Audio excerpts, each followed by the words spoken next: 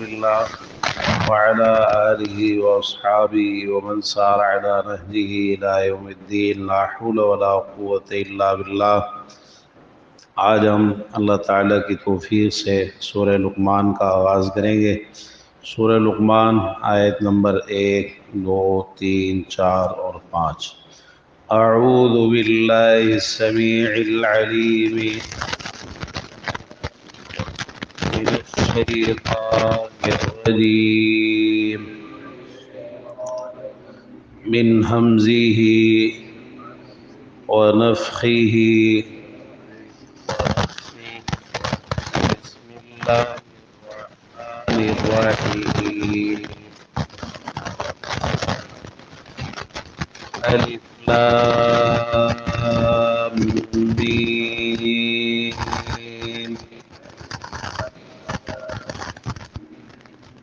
تلك آیات الکتاب الحکیم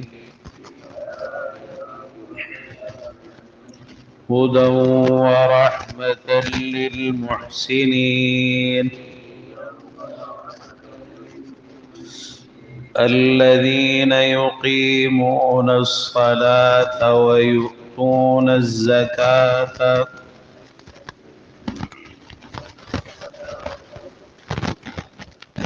وهم بالآخرة هم يوقنون أولئك على هدى من ربهم وأولئك هم المفلحون۔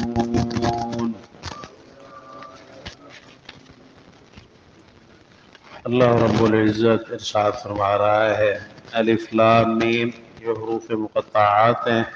اللہ اعلم بمرادہ، اللہ تعالیٰ بہتر جانتا ہے کہ اس کی اس سے کیا مراد ہے۔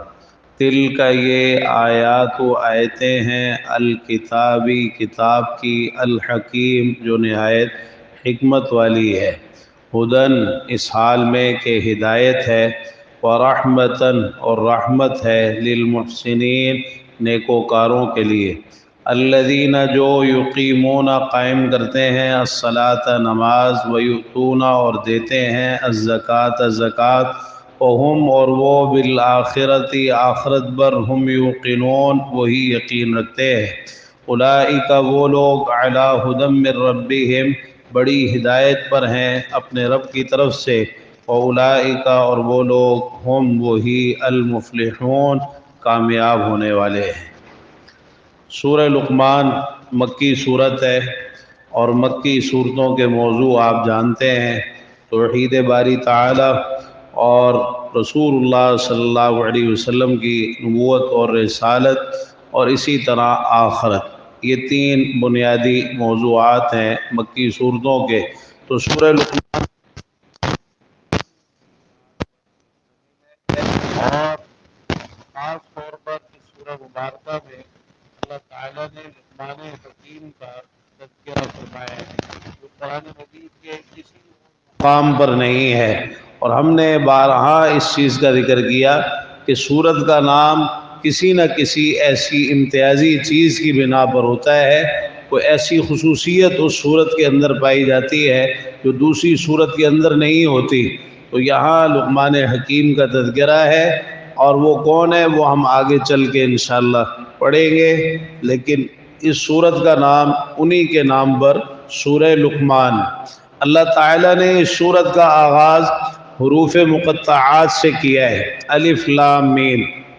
یہ کئی صورتیں ہیں قرآن مجید کی جن کا آغاز حروف مقطعات سے ہوا ہے، اور ان میں سے کئی کا آغاز الف لام میم کے ساتھ ہوا ہے۔ مثال کے طور پہ سورہ بقرہ ہے، الف لام میم ذالک الکتاب لا ریب فیہ۔ سورہ آل عمران ہے، الف لام میم اللہ لا الہ الا هو الحی القیوم۔ اسی طرح اور بھی صورتیں ہیں قرآن مجید کی، تو یہاں بھی آغاز حروف مقطعات میں سے الف لام میم کے ساتھ ہے۔ اور یہ بھی آپ جانتے ہیں کہ حروف مقطعات کا جو آغاز ہے صورتوں کا، اکثر و بیشتر یہ مکی صورتیں ہی ہیں جن کا آغاز حروف مقطعات کے ساتھ ہوا ہے۔ مکی صورتوں کے آغاز میں اللہ تعالیٰ نے مختلف صورتوں میں حروف مقطعات استعمال فرمائے ہیں۔ ان حروف کا معنی کیا ہے اور ان حروف کی مراد کیا ہے، اس کے بارے میں کوئی کچھ نہیں جانتا۔ تو عافیت اور سلامتی کا رستہ یہ ہے کہ جس چیز کے بارے میں علم نہ ہو اس کے بارے میں یہ کہنا کہ اللہ اعلم، اللہ تعالیٰ بہتر جانتا ہے، یہ بھی علم ہے۔ یہ بھی ایک علم ہے کہ علم کی نسبت اللہ کی طرف کی جائے، خاص طور پر ان چیزوں کے بارے میں کہ جن کا انسان کو علم نہ ہو تو بس اتنا ہی کہہ دے اللہ اعلم، اللہ تعالیٰ بہتر جانتا ہے۔ تو یہ حروف مقطعات متشابہات میں سے ہیں۔ متشابہات وہ کہ جن کے معنی کو اللہ کے سوا اور کوئی نہیں جانتا، اس لیے یہاں یہ کہتے ہیں اللہ اعلم بمرادی، اللہ تعالیٰ بہتر جانتا ہے کہ اس کی ان حروف سے کیا مراد۔ البتہ دو چیزیں بڑی نمایاں ہیں۔ ایک تو یہ ہے کہ یہ بتایا گیا ان حروف مقطعات کے ذریعے سے کہ دیکھو یہی وہ حروف ہیں جن کو تم اپنی روزمرہ زندگی میں استعمال کرتے ہو، اپنی بول چال میں تم انہی حروف کو استعمال کرتے ہو۔ تو قرآن مجید بھی انہی حروف سے مرکب ہے اور انہی حروف کا مجموعہ ہے۔ تو تم اگر یہ کہتے ہو کہ یہ اللہ کا کلام نہیں ہے تو پھر اس کی مثل پیش کرو۔ گویا ان حروف کے ذریعے اللہ تعالیٰ نے چیلنج کیا ہے کہ تم اگر اسے اللہ کا کلام نہیں مانتے تو حروف تو وہی ہیں جو تم بھی استعمال کرتے ہو، ذرا اس کی مثل تو لا کے دکھاؤ، اس جیسا قرآن لے کے آؤ۔ پھر 10 صورتوں کا کہا، پھر ایک صورت کا کہا، کوئی ایک صورت ہی لے آؤ، کچھ حصہ ہی لے آؤ اس قرآن کا۔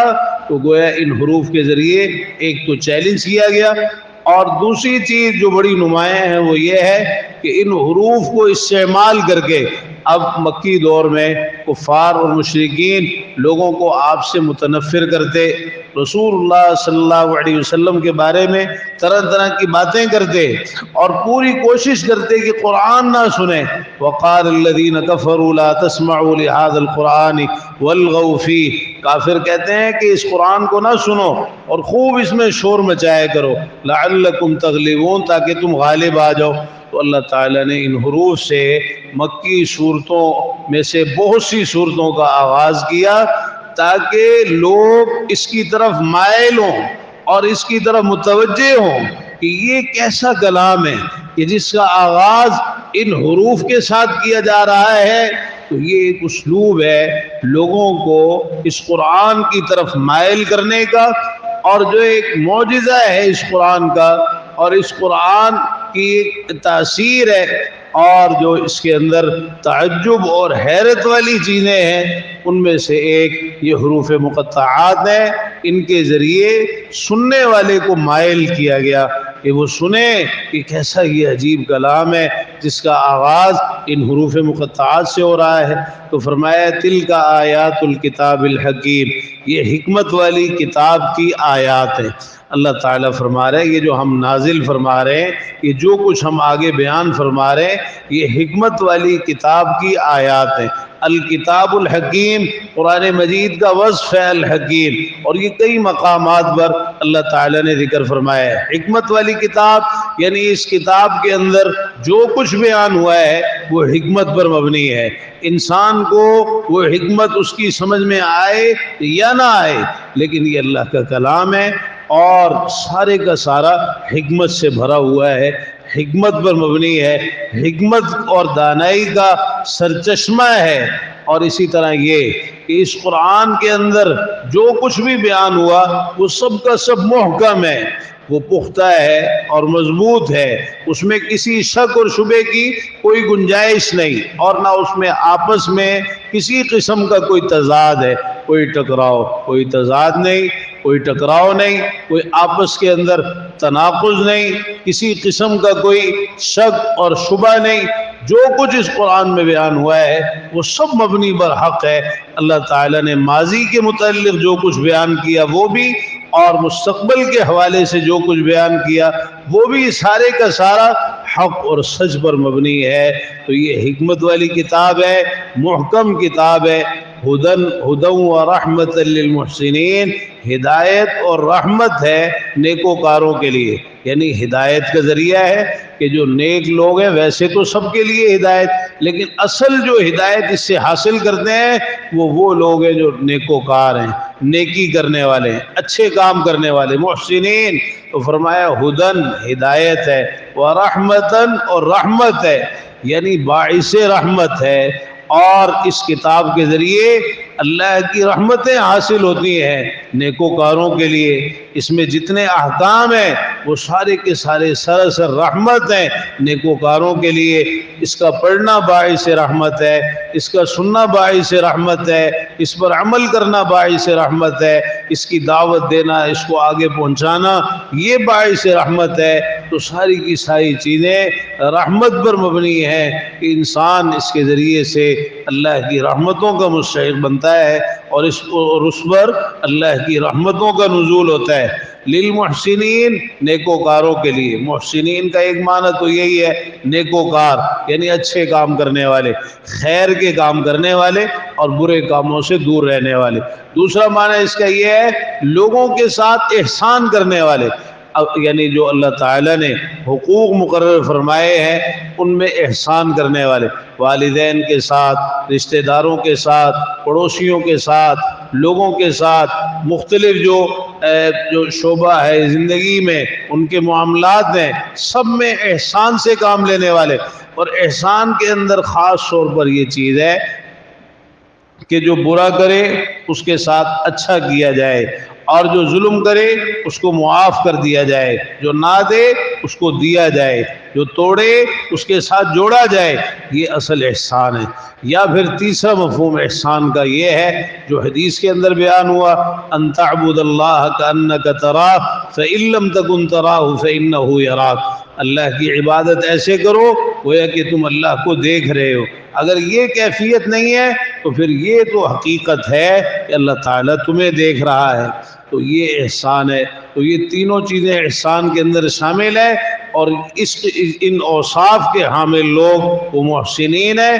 اور اللہ تعالیٰ فرما رہا ہے کہ یہ جو قرآن ہے یہ ہدایت اور رحمت ہے محسنین کے لیے۔ اب اللہ تعالیٰ نے آگے محسنین کے اوصاف بھی بتا دیے۔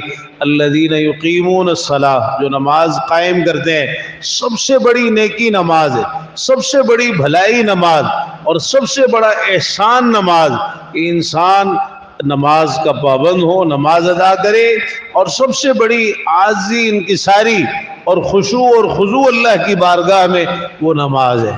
تو اگر نماز ہے تو سب کچھ ہے، نماز نہیں ہے تو کچھ بھی نہیں ہے۔ نہ کوئی نیک ہو سکتا ہے نماز کے بغیر، اور نہ ہی کوئی عاجزی انکساری ہو سکتی ہے اللہ کے سامنے اس نماز کے بغیر، اور نہ ہی انسان احسان کے درجے کو پہنچ سکتا ہے اس نماز کے بغیر۔ تو فرمایا وہ لوگ جو نماز قائم کرتے ہیں، آپ نماز کی اہمیت کا اندازہ لگائیں، اوصاف تو ان کے اور بھی ہیں، لیکن اللہ تعالیٰ نے سب سے پہلے نماز کا ذکر کیا ہے۔ نماز کو قائم کرتے ہیں یعنی سنت کے مطابق پڑھتے ہیں، نماز کے مقررہ وقت پر پڑھتے ہیں، سمجھ کر پڑھتے ہیں، خشوع و خضوع کے ساتھ پڑھتے ہیں، جو نماز کے آداب ہیں اور جو اس کی شرائط ہیں ان سب کے مطابق اس نماز کو ادا کرتے ہیں۔ وَيُؤْتُونَ الزَّكَاةَ، اور زکوٰۃ دیتے ہیں۔ زکوٰۃ جو باقاعدہ ایک شرعی جو احکام ہیں زکوٰۃ کے اور نصاب ہے، یہ تو اگرچہ مدینہ منورہ کے اندر آ کے یہ زکوٰۃ فرض ہوئی ہے اور اس کے احکام بیان ہوئے ہیں، لیکن زکوٰۃ اس سے پہلے بھی موجود تھی۔ اسی لیے اللہ تعالیٰ نے زکوٰۃ ادا کرنے کا حکم دیا ہے کہ وہ زکوٰۃ ادا کرتے ہیں، یعنی ان کا یہ وصف بیان فرمایا ہے کہ وہ زکوٰۃ دیتے ہیں، اللہ کے راستے کے اندر خرچ کرتے ہیں۔ یہ خرچ کرنا چاہے از خود اپنے اوپر انہوں نے لازم کر لیا ہو، یا اگر اللہ نے کسی کو مال دیا ہے وہ اس مال میں سے اللہ کا حق سمجھتے ہوئے اس مال کو اللہ کے راستے کے اندر خرچ کرتا ہے، یا پھر بعد میں جو زکوٰۃ کا نصاب مقرر کیا گیا جس کا مال اس نصاب کو پہنچ جائے تو وہ پھر اس میں سے اللہ کے راستے میں خرچ کرے۔ وَهُمْ بِالْآخِرَةِ هُمْ يُوقِنُونَ، اور وہ آخرت پر یقین رکھتے ہیں۔ آخرت پر یقین کہتے ہیں کہ انسان کا وہ پختہ کسی چیز کے بارے میں ذہن جس کے اندر کسی قسم کا کوئی شک اور شبہ نہ ہو تو آخرت پر مکمل یقین رکھتے ہیں، کسی شک کے اندر مبتلا نہیں ہوتے۔ جو کچھ آخرت کے بارے میں بیان ہوا ہے، قیامت کا قائم ہونا، مرنے کے بعد دوبارہ زندہ کیا جانا، سور میں پھونکا جانا اور لوگوں کا حشر کے میدان میں جمع ہونا، اللہ تعالیٰ کا اپنے بندوں سے حساب کتاب لینا، کل صراط، جنت جہنم، نام اعمال کا ملنا، یہ ساری چیزیں جو آخرت کے متعلق بیان ہوئی ہیں پوری طرح اس پر یقین رکھتے ہیں، ایسا یقین جس میں ذرا سا بھی شک اور شبہ نہیں ہے۔ اولئک علی ھدی من ربہم، فرمایا وہی لوگ اپنے رب کی طرف سے بڑی ہدایت پر ہیں، یعنی یہ لوگ ہدایت پر ہیں اور یہ لوگ ہدایت یافتہ ہیں۔ وَأُولَئِكَ هُمُ الْمُفْلِحُونَ، اور وہی لوگ کامیاب ہیں۔ اصل کامیاب یہ لوگ ہیں جن کے یہ اوصاف ہوں، یہی اصل کامیابی ہے، حقیقی کامیابی ہے۔ اسی کی تگ و دو کرنی چاہیے اور اسی کو حاصل کرنے کے لیے کوشش بھی کرنی چاہیے اور اللہ سے دعا بھی کرنی چاہیے۔ باقی دنیاوی مال و دولت کا حاصل ہونا، عہدوں کا مل جانا، یہ ساری چیزیں جو دنیا سے تعلق رکھتی ہیں یہ کامیابی نہیں ہے جس کو عام طور پر لوگ کامیابی سمجھتے ہیں۔ اصل یہ کامیابی ہے جو اللہ تعالیٰ نے ذکر فرمائی۔ اللہ تعالیٰ ہمیں بھی نصیب فرما دے، اللہ تعالیٰ توفیق عطا فرمائے کہ ہمارے عقیدے، عبادات، معاملات، شکل و صورت، لباس، کاروبار، تجارت، چلنا پھرنا، اٹھنا بیٹھنا، سونا جاگنا، اخلاق، گفتار، کردار، خوشی اور غمی کے تمام امور سب کچھ پیارے پیغمبر جناب محمد رسول اللہ صلی اللہ تعالی علیہ وآلہ وسلم کے طریقے کے مطابق ہونا چاہیے۔ ربنا آتنا فی الدنیا حسنۃ وفی الآخرۃ حسنۃ وقنا عذاب النار۔ ربنا ظلمنا انفسنا وان لم تغفر لنا وترحمنا لنكونن من الخاسرین۔ اللهم اشفنا واشف مرضانا ومرضى المسلمين يا شافي الامراض اشف مرضانا ومرضى المسلمين۔ اللهم رب الناس اذهب البأس واشف انت الشافي لا شفاء الا شفاؤك شفاء لا يغادر سقما۔ ربنا اغفر لنا ولاخواننا الذين سبقونا بالايمان ولا تجعل في قلوبنا غلا للذين آمنوا ربنا إنك رؤوف رحيم۔ رب ارحمهما كما ربياني صغيرا۔ ربنا هب لنا من أزواجنا وذرياتنا قرة أعين واجعلنا للمتقين إماما۔ یہ جو چند دن باقی رہ گئے ہیں، آج یوم عرفہ ہے، تو جہاں اس دن کا روزہ رکھا ہے وہاں اس دن سے بطور خاص فجر کی نماز کے بعد سے ہر فرض نماز کے بعد بآواز بلند تکبیرات پڑھنا، اس کا بھی جو مختلف آثار ہے ان سے اس کا ثبوت ملتا ہے۔ تو لہٰذا آج کے دن سے یہ خاص اہتمام ہونا چاہیے کہ جس طرح ویسے اٹھتے بیٹھتے چلتے پھرتے تکبیرات پڑھ رہے، فرض نمازوں کے بعد اونچی آواز سے تکبیرات پڑھنا، اس کا اہتمام کرنا چاہیے۔ اللہ تعالیٰ توفیق عطا فرمائے۔ ربنا تقبل منا انك انت السميع العليم وتب علينا انك انت التواب الرحيم۔ وصل اللهم تعالى على نبينا محمد وعلى اله وصحبه اجمعين۔ سبحانك اللهم وبحمدك اشهد ان لا اله الا انت استغفرك واتوب اليك۔ والسلام عليكم ورحمة الله وبركاته۔